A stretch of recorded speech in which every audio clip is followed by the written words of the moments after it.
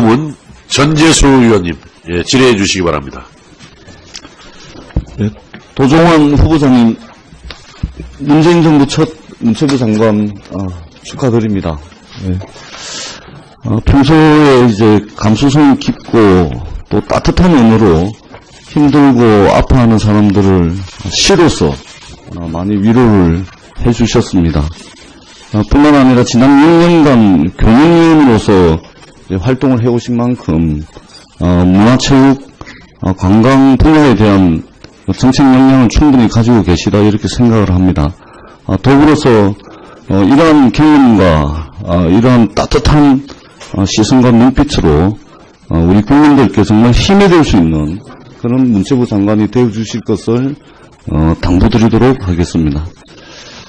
4년 전에 박근혜 정부에서 그 문화융성이 국정기조의 하나로 제시됐을 때 문화계 종사자를 비롯한 많은 국민들이 기대를 가지고 있었습니다. 그러나 아시다시피 문화의 가치가 사회 곳곳에 스며들기는커녕 공안의 가치가 사회 곳곳에 스며들었습니다. 블랙리스트를 통해서 문화를 지원하고 진흥시켜야 할 문체부, 그리고 그 산하기관을 검열기구로 만들어 왔습니다.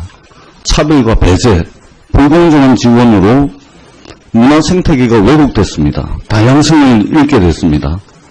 그렇게 해서 결국 문화예술 소비자인 국민들께서 많은 피해를 입어왔습니다. 우리 도종환 후보자께서 장관이 되신다면 이 블랙리스트로 인해서 잘못된 문화정책을 바로잡고 다시는 이 나라에서 블랙리스트 같은 일이 일어나지 않도록 각별히 해주실 것이라고 저는 믿고 있습니다. 뿐만 아니라 한국문화예술위원회 등 주요 기관의 독립성, 자율성, 기관 운영의 투명성을 부여를 해서 국민들께서 일상에서 마음껏 문화생활을 즐길 수 있도록 문화향유권을 차별과 소외감 없이 누릴 수 있도록 보장해 주실 것을 당부드립니다. 그리고 아직 그 감사원 감사 결과는 아직 꼼꼼히 챙겨보시지는 못했죠. 네. 예. 어제 이제 문체부 감사원 감사 결과가 발표가 됐습니다. 지난해 국회에서 제기됐던 각종 의혹, 이것뿐만이 아니라 그동안 드러나지 않았던 위법 부당행위까지 감사원 감사 결과 드러났습니다. 문체부 공무원들이 상급자의 위법, 부당한 지시를 그대로 이행해온 것은 물론이고 그동안 드러나지 않았던 문제들이 많이 드러났는데 이런 공직사회의 잘못된 관행, 우리 장관님께서 꼭 좀 바로잡아 주실 것을 당부드리도록 하겠습니다. 경남 김해에 한 청소년이 있습니다. 결손 가정의 자녀입니다. 그리고 이 아이는 지역 아동센터를 통해서 축구 유소년 리그, 아이리그라고 있습니다. 여기서 뛰고 있습니다. 그런데 이제 이 아이리그에서 뛸 수가 없게 됐습니다. 다쳐서가 아닙니다. 다른 개인적인 문제가 생겨서도 아닙니다. 대한체육회 통합 문제 때문에 이렇게 됐는데요. 그 아이에게는 이 축구가 희망이고 미래일 수 있었습니다. 그리고 그 아이가 우리 국민들에게 기쁨을 주는 훌륭한 축구 선수가 될지도 모르는 일입니다. 그런데 정부의 행정이라는 것이 이 아이의, 이 청소년의 꿈을 빼앗아 버렸습니다.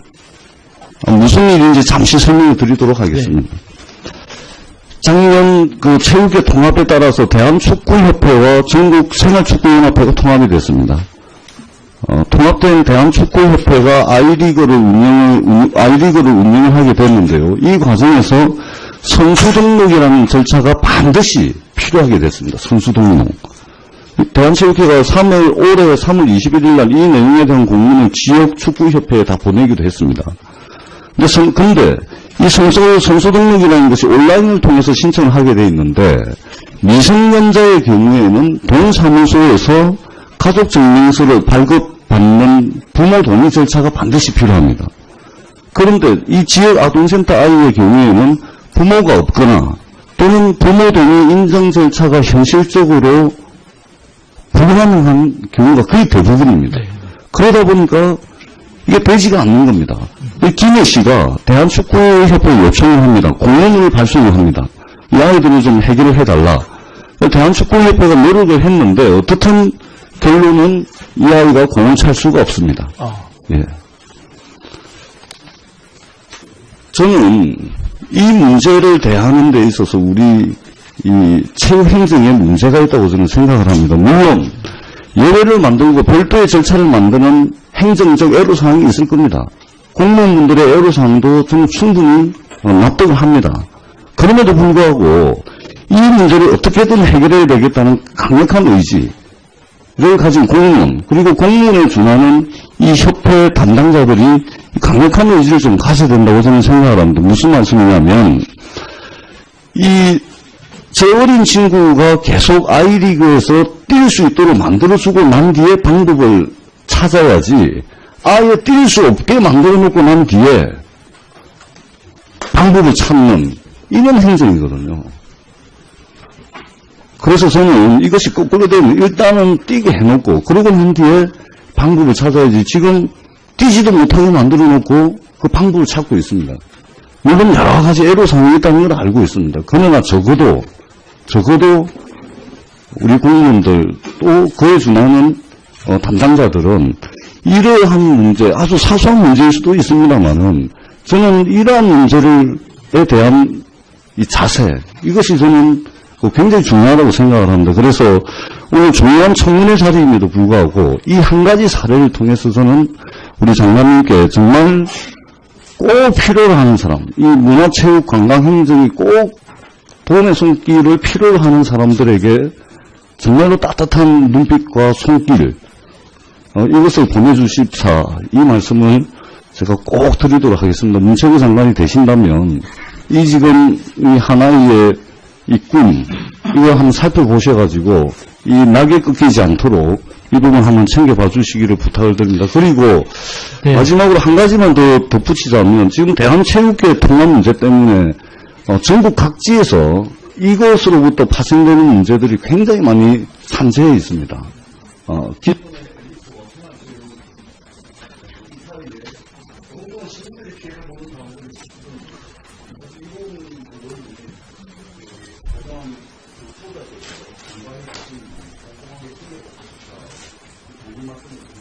네, 아주 중요한 지적을 해주셨다고 생각을 하고요.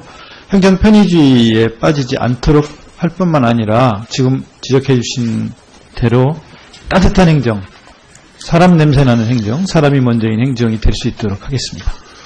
예, 전재수 의원님 수고하셨습니다. 참 그 노태강 전 국장은 지금 제2차관으로 부임을 했습니까, 현재? 네, 어제 부임했습니다. 그러면 그 당시 과장이었던 진재수 과장은 지금 어떻게 됐습니까? 어떻게 알고 있습니까? 지금 제가 만약에 청문회 통과해서 장관이 된다면 직접 가서 진재수 과장을 만날 생각입니다. 진재수 과장뿐만 아니라 잘못 없이 부당하게 쫓겨났던 그런 사람들을 직접 찾아가서 만날 생각입니다. 예, 거기도 한번 만나셔가지고 또 여러 가지 법적인 검토도 좀 필요할 부분들이 있을 거 아니겠어요? 다시 원상 회복을 시키는 과정에서 그런 문제들 좀 적극적으로 해주시고, 그런 진재수 과장 말고도 또 많은 분들이 아마 있을 겁니다. 또 네. 그런 분들도 빠짐없이 한번 다 살필 수 있도록 조치를 당부드립니다. 네, 그렇게 예. 하겠습니다. 예. 자, 다음은 김석기 의원님 질의해 주시기 바랍니다. 예, 청년 고로 경주 출신 김석기 의원입니다. 도정환 후보자님, 우선 장관 후보자가 되신 데 대해서 축하드립니다. 후보자님, 우리 정부의 장관은 적어도 이념적 편향성이 있어서는 안 된다고 생각합니다만 어떻게 생각하십니까? 네, 동의합니다. 특히 문광부 장관은 우리 문화예술 전 분야에 대해서 절대적인 영향력을 행사할 수 있는 위치이기 때문에 특히 이념적 편향성을 보여서는 절대적으로 안 된다고 생각합니다. 그런데 우리 도정환 장관 후보자에 대해서 많은 국민들이 그 점에 대해서 우려하고 있는 것이 사실입니다. 제가 질문 드리겠습니다. 먼저 화면을 봐주시기 바랍니다.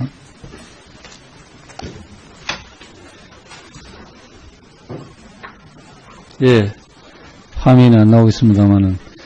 아까 우리 존경하는 이장우 의원님께서 그 빨치산 출신 그 비전형 장기수 김정태 회감위원에 대해서 얘기를 했습니다. 그래서 그때 우리 후보자님께서 YS 정부 시절에 장기수의 북한 송환 시기였고 송환 시기가 돼서 그냥 참석을 했다. 이렇게 답을 했습니다. 그렇죠. 네, 실제로 송환했습니다. 그거. 예. 네. 그런데 김영표라는 인물은 끝까지 우리 자유 대한민국의 전향을 거부했습니다. 그리고 북한의 체제를 끝까지 옹호했고 북한에서 칭송을 받은 그런 인물입니다. 알고 계셨습니까? 북한에서 칭송을 받는지 북한 그 이후에 이후의 행적은 잘 모릅니다. 돌아가서 끝까지 전향을, 자유 대한민국의 전향을 거부한다고 본인이 이야기를 했습니다. 그래서 30년간 복역을 한 사람입니다. 그 점은 알고 있었습니까? 10몇 년간 복역하고 났다가 다시 잡혀 들어가서, 그러니까 뭐 그 이후에는 무슨 이유로 잡혀간지 모르지만 실제로 자유 대한민국을 철저하게 네, 그 송환 부정한 비정한 그런 사람이었습니다. 네. 그런 사람의 송환 자리에 네. 참석한 것이 지금 생각하면 어떻습니까? 부적절했다고 생각하지 않습니까? 인도적인 차원에서 마지막으로 남쪽에서 한 일은 감옥살이만 뭐 한평생을 하고 정부에서 북으로 인도주의적 관점에 돌려보낼 때 마지막 밥 한 번 같이 먹는 자리 만들자는 게 시민사회 예, 의견이었습니다. 끝까지 자유 대한민국의 체제를 부정한 사람입니다. 네, 그리고 우리 후보자님은 북한에 총 7차례 다녀오신 거죠. 네, 예. 7차례인지 6차례인지. 우리 한국인으로서 북한에 7번씩이나 간 사람은 제가 드물다고 생각을 합니다. 문학 행사를 위한 실무 준비 모임으로 아침에 예, 갔다 그래서, 개성 공단에 갔다 오는 그런 일들이 많았어요. 예. 그래서 8.15 민족통일 대축전에 다녀서 방문기를 쓰신 적이 있죠. 방문기. 네, 예.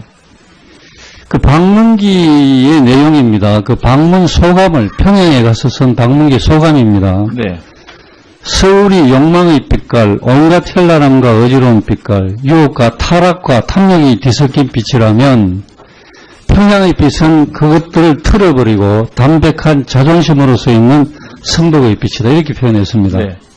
지금도 그렇게 생각하십니까? 도시 전체가 회색이었습니다.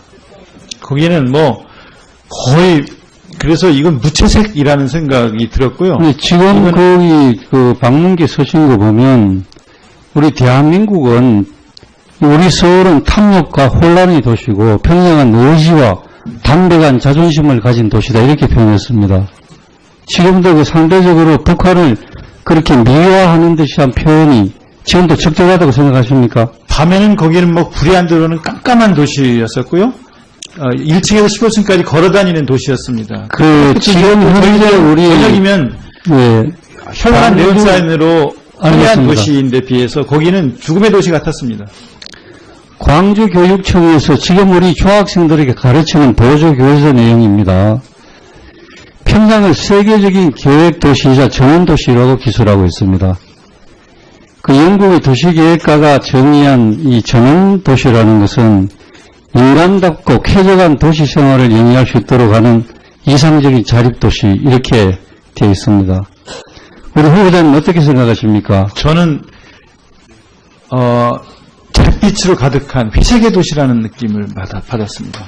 그런데 지금 이 학생들이 쓰는 부교적 내용을 읽어보면 우리 학생들이 평양이라는 도시는 대단히 살기 좋은 그야말로 전원적인 도시구나 이렇게 오해할 수 있도록 되어 있다고 생각하지 않습니까? 이건 뭐 제가 쓴 글이 아니라서 아닙니다. 잘하는지 지금 모르겠어요. 이제 이런 교과서 부교재를 쓰는 학생들의 교재입니다. 이게 잘못됐다고 생각하지 않으십니까? 학생들이 쓰는 교재라고 그러셨습니까? 예, 지금 광주교육청에서 중학생들이 사용하는 보조 교재입니다. 이게. 네. 이건 뭐 이런 교재가 잘못돼서라고 생각하신다면 교육부 장관한테 나중에 장관이 되시면 이런 교재는 사용돼서는 안 된다고 거론해 주시기 바랍니다. 평양에 다녀오셨지 않습니까? 네.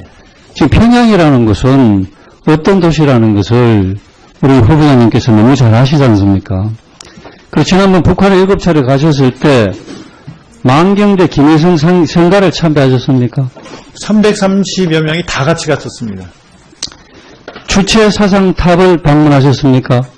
그건 여행 코스에 들어있는 모든 데는 갔고 가지 말라는 데는 안 갔습니다. 조국 통일 3대 기념탑 방문하셨습니까? 안 갔습니다. 우리가 북한 방문할 때 당국에서 만경대 주체 사상탑, 조국 통일 3대 현장 기념탑 이것은 가지 말라고 합니다. 남쪽에서 그 남쪽의 정보계통의 분들이 그리고 같이 서약서도 왔는데요. 쓰지 않습니까? 남쪽에서 약속한 대로만 가야 된다는 게 제 생각입니다. 임의로 가기 전에 남쪽과 정부당과 약속하지 않은 곳을 가는 것은 문제라고 생각합니다. 저는 제 입장은 분명히 그랬습니다.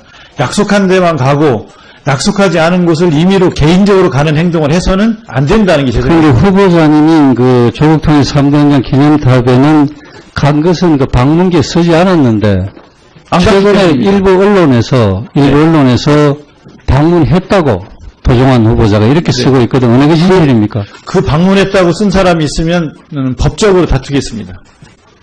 이게 이 사람이 지금 이렇게 잡지에다가 썼습니다. 네, 그 사람과 법적 소송하겠습니다. 제가 갔다는 걸 그 사람이 증명해 주기를 바랍니다. 예, 보충 질문 하시죠. 예. 자, 다음. 그 아이에게는 이 축구가 희망이고 미래일 수 있었습니다. 그리고 그 아이가 우리 국민들에게 기쁨을 주는 훌륭한 축구 선수가 될지도 모르는 일입니다.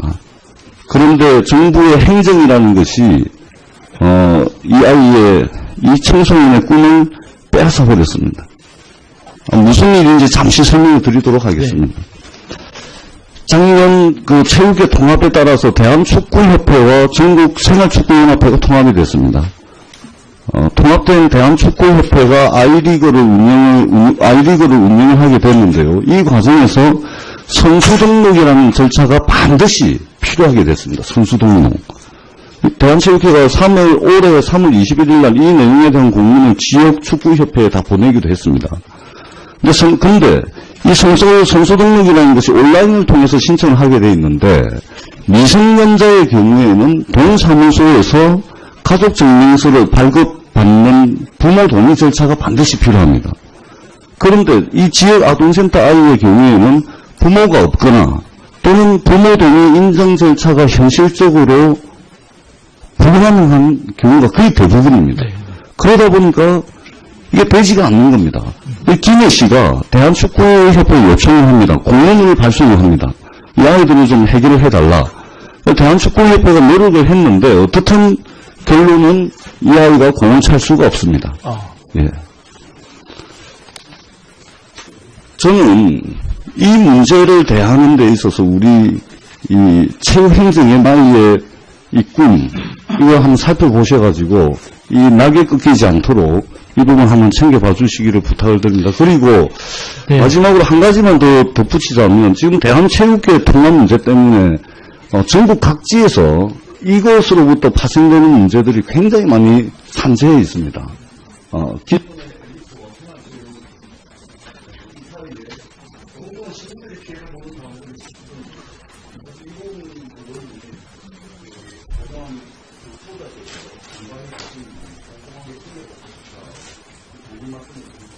네, 아주 중요한 지적을 해주셨다고 생각을 하고요. 행정 편의주의에 빠지지 않도록 할 뿐만 아니라 지금 지적해 주신 대로 따뜻한 행정, 사람 냄새나는 행정, 사람이 먼저인 행정이 될 수 있도록 하겠습니다. 예, 전재수 의원님 수고하셨습니다. 참 그 노태강 전 국장은 지금 제2차관으로 부임을 했습니까, 현재? 네, 어제 부임했습니다. 그러면 그 당시 과장이었던 진재수 과장은 지금 어떻게 됐습니까? 어떻게 알고 있습니까? 지금 제가 만약에 청문회 통과해서 장관이 된다면 직접 가서 진재수 과장을 만날 생각입니다. 진재수 과장뿐만 아니라 잘못 없이 부당하게 쫓겨났던 그런 사람들을 직접 찾아가서 만날 생각입니다. 예, 거기도 한번 만나셔가지고 또 여러 가지 법적인 검토도 좀 필요할 부분들이 있을 거 아니겠어요? 다시 원상 회복을 시키는 과정에서 그런 문제들 좀 적극적으로 해주시고 그런 진재수 과장 말고 블랙리스트로 인해서 잘못된 문화정책을 바로잡고 다시는 이 나라에서 블랙리스트 같은 일이 일어나지 않도록 각별히 해주실 것이라고 저는 믿고 있습니다. 뿐만 아니라 한국문화예술위원회 등 주요 기관의 독립성, 자율성, 기관 운영의 투명성을 부여를 해서 국민들께서 일상에서 마음껏 문화생활을 즐길 수 있도록 문화향유권을 차별과 소외감 없이 누릴 수 있도록 보상해 주실 것을 당부드립니다. 그리고 아직 그 감사원 감사 결과는 아직 꼼꼼히 챙겨보시지는 못했죠. 네. 예. 그 어제 이제 문체부 감사원 감사 결과가 발표가 됐습니다. 지난해 국회에서 제기됐던 각종 의혹, 이것뿐만이 아니라 그동안 드러나지 않았던 위법 부당행위까지 감사원 감사 결과 드러났습니다. 문체부 공무원들이 상급자의 위법, 부당한 지시를 그대로 이행해온 것은 물론이고, 그동안 드러나지 않았던 문제들이 많이 드러났는데, 이런 공직사회의 잘못된 관행, 우리 장관님께서 꼭 좀 바로잡아 주실 것을 당부드리도록 하겠습니다. 경남 김해에 한 청소년이 있습니다. 결손 가정의 자녀입니다. 그리고 이 아이는 지역 아동센터를 통해서 축구 유소년 리그, 아이리그라고 있습니다. 여기서 뛰고 있습니다. 그런데 이제 이 아이리그에서 뛸 수가 없게 됐습니다. 다쳐서가 아닙니다. 다른 개인적인 문제가 생겼어도 아닙니다. 대한체육회 통합 문제 때문에 이렇게 됐는데요. 다음은 전재수 의원님, 예, 질의해 주시기 바랍니다. 네, 도종환 후보자님, 문재인 정부 첫 문체부 장관 축하드립니다. 네. 평소에 이제 감수성이 깊고 또 따뜻한 언어로 힘들고 아파하는 사람들을 시로서 많이 위로를 해주셨습니다. 뿐만 아니라 지난 6년간 교육위원으로서 활동을 해오신 만큼 문화체육, 관광 분야에 대한 정책 역량을 충분히 가지고 계시다 이렇게 생각을 합니다. 더불어서 이러한 경험과 이러한 따뜻한 시선과 눈빛으로 우리 국민들께 정말 힘이 될 수 있는 그런 문체부 장관이 되어주실 것을 당부드리도록 하겠습니다. 3년 전에 박근혜 정부에서 그 문화융성이 국정기조의 하나로 제시됐을 때 문화계 종사자를 비롯한 많은 국민들이 기대를 가지고 있었습니다. 그러나 아시다시피 문화의 가치가 사회 곳곳에 스며들기는커녕 공안의 가치가 사회 곳곳에 스며들었습니다. 블랙리스트를 통해서 문화를 지원하고 진흥시켜야 할 문체부, 그리고 그 산하기관을 검열기구로 만들어 왔습니다. 차별과 배제, 불공정한 지원으로 문화 생태계가 왜곡됐습니다. 다양성을 잃게 됐습니다. 그렇게 해서 결국 문화예술 소비자인 국민들께서 많은 피해를 입어왔습니다. 우리 도종환 후보자께서 장관이 되신다면 이 별로 문제가 있다고 저는 생각을 합니다. 물론 예외를 만들고 별도의 절차를 만드는 행정적 애로사항이 있을 겁니다. 공무원분들의 애로사항도 저는 충분히 납득을 합니다. 그럼에도 불구하고 이 문제를 어떻게든 해결해야 되겠다는 강력한 의지를 가진 공무원, 그리고 공무원에 준하는 이 협회 담당자들이 강력한 의지를 좀 가져야 된다고 저는 생각을 합니다. 무슨 말씀이냐면 저 어린 친구가 계속 아이리그에서 뛸 수 있도록 만들어주고 난 뒤에 방법을 찾아야지, 아예 뛸 수 없게 만들어놓고 난 뒤에 방법을 찾는 이런 행정이거든요. 그래서 저는 이것이 거꾸로 되면 일단은 뛰게 해놓고 그러고 난 뒤에 방법을 찾아야지, 지금 뛰지도 못하게 만들어놓고 그 방법을 찾고 있습니다. 물론 여러 가지 애로사항이 있다는 걸 알고 있습니다. 그러나 적어도